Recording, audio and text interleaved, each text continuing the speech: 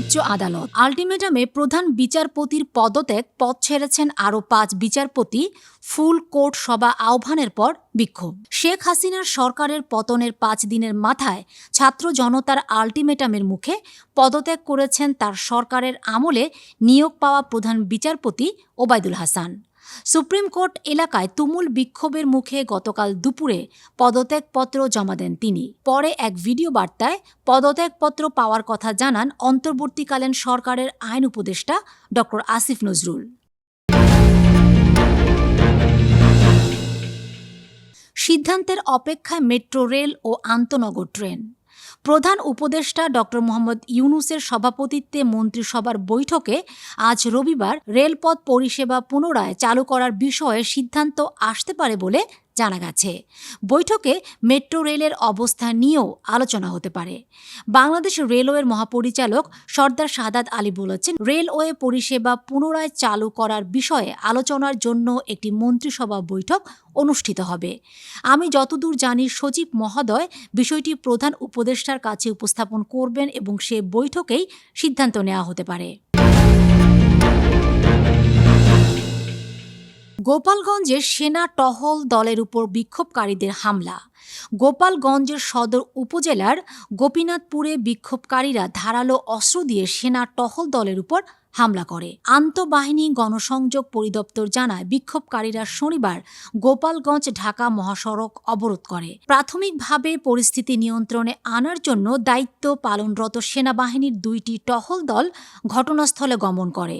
এ সময় উত্তেজিত বিক্ষোভকারীরা সেনা টহল দলের উপর ইট পাটকেল ছোড়ে এবং দেশীয় তৈরি অস্ত্র দিয়ে টহল দলের সদস্যদের আঘাত করে। এতে 3 জন অফিসার, 1 জন জুনিয়র কমিশন অফিসার ও 5 জন সেনা সদস্য আহত হয়। সংখ্যালঘুদের উপর হামলা চালিয়ে কিছু মানুষ সুবিধা নেওয়ার চেষ্টা করছে মির্জা ফখরুল।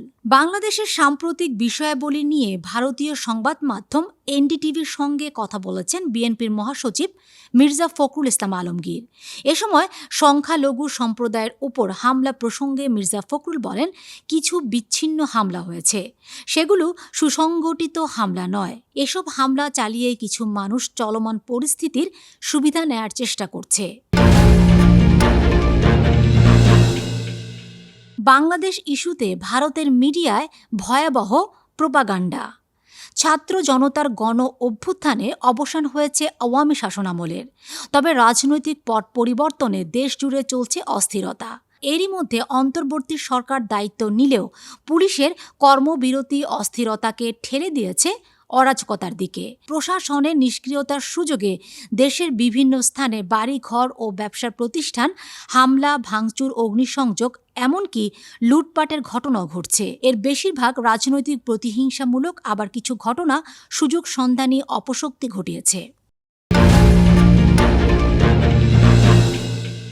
আধা ঘন্টায় DSEX সূচক বাড়ল 281 পয়েন্ট। সপ্তাহের প্রথম কার্যদিবস রবিবার 11 আগস্ট দেশের প্রধান শেয়ার বাজার স্টক এক্সচেঞ্জ ও অপর বাজার চট্টগ্রাম স্টক এক্সচেঞ্জে সূচকের বড় উত্থানের মধ্য দিয়ে লেনদেন চলছে।